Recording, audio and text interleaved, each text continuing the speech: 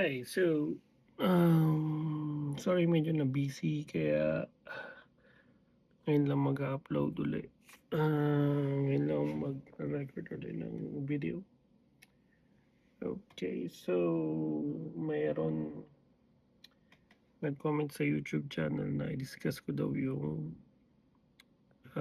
tawag dito. Ginawa kong project for my master's thesis. So, punta natin.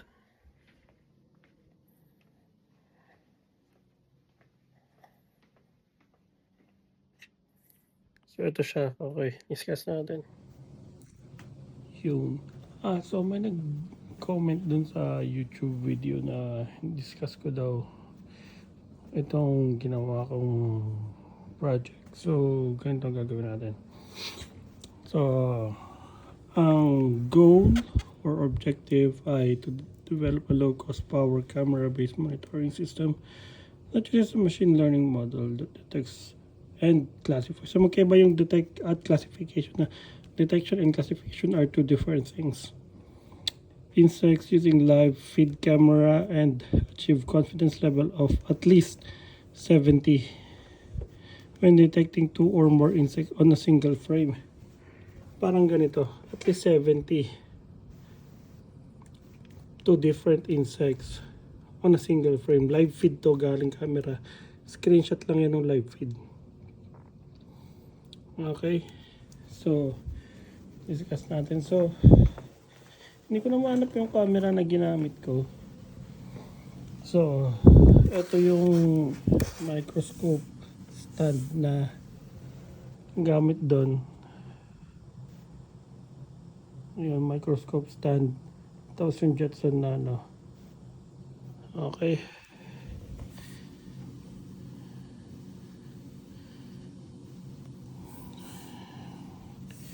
So, ito yung microscope stand. Tapos ito yung Jetson Nano. Tapos ito yung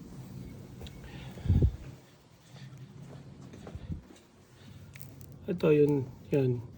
Nilagyan ko lang ng black reflective. Tapos ito yung ring light. Yung camera hindi ko mahanap nasan eh. So, nilagay ng prof ko. So, yun. Okay. Ito, yun. Tapos nilagyan ko ng black non-reflective camera para dun sa ring light hindi mag-reflect yung ilaw. Para hindi mag-scatter yung ilaw. Okay. So, ang gagawin niya, so, dito yung mga insects. Live insects yun. Tapos may mga ginamit akong grains. Kunyari ito. Tapos yan. Pakita ko dito. Kunyari yan. Yan, bigas yan. Tapos ito, ano mo na, soybean yata yan.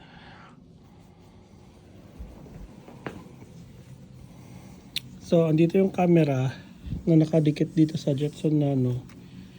So, once na naka-live feed yung camera, tapos nilagay mo dito yung grains plus yung insects, madidetect ng camera gamit yung machine learning model na ginawa natin.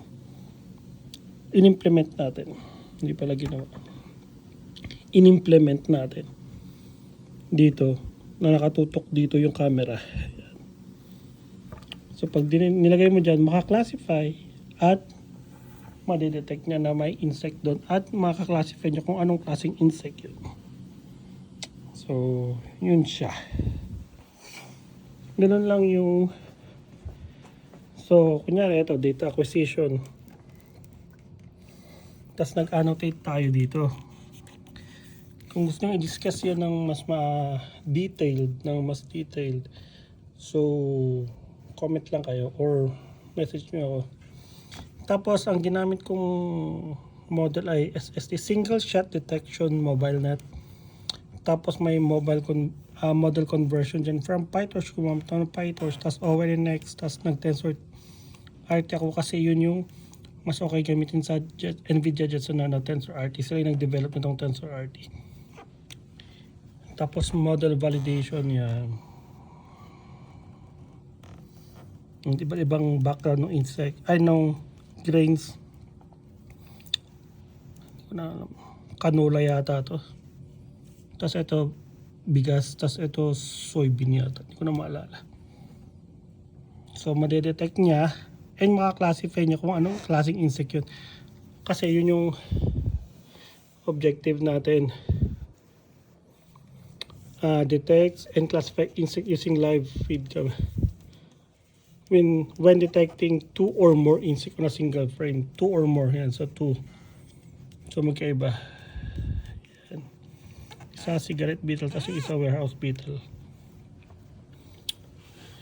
So may nagtanong bakit at least 90 lang yung gamit. So the point there is bakit at least 70 lang yung gamit. Kasi yun kasi yung real world data, at least 70. Kaya yung objective nyo na dapat 100, dapat 90%, so hindi siya matotohanan. So okay, yun lang. So ayan, play natin yung demo para makita nyo. So may setup right.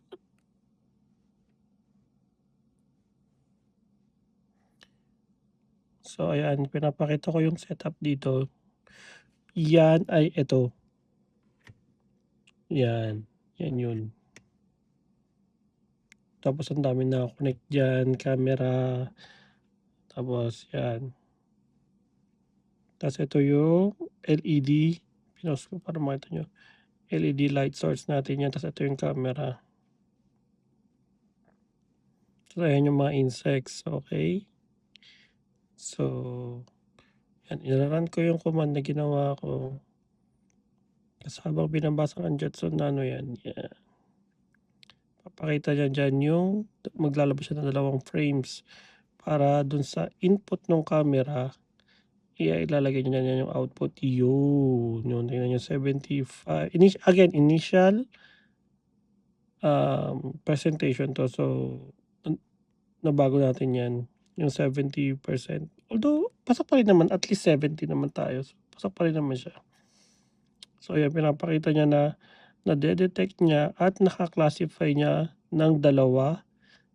At yan, kita niya 73, naglalaro siya 70, 75%, tapos yung isa 91%. So na-detect niya at naka-classify niya yan, ng mataas, at least 70%. So naka-classify niya yung secret beetle, yung isa warehouse beetle. Yan. So ayun. Tapos na ba? Hindi na pause pala, sorry. Tapos na pala. So ayun siya. So ano ba 'to? Stop. So ayun lang, kung may gusto pa kayong itanong na i-discuss in detail, just let me know, comment or message me. Kung gusto niyo i-discuss na in detail yung kung paano ko ginawa at kung paano ko kinode from scratch yung ginamit kong code. Ang ginamit ko pa doon ay Python na programming language. So let me know if may question kayo doon. Hindi kasi pwedeng ibigay yung code kasi intellectual property. Yung dataset, pwede naman ibigay. May kumuha naman na yun kasi in partnership yun with USDA, which is government entity here in the US. So pwede siyang open source, kumbaga. Anyway, so that's it for now. Thank you very much for watching. Bye! Yung pala, dagdag ko lang. Kung gusto nyo basahin yung buong paper, ililink ko yung published paper dun sa description ng message, video na to.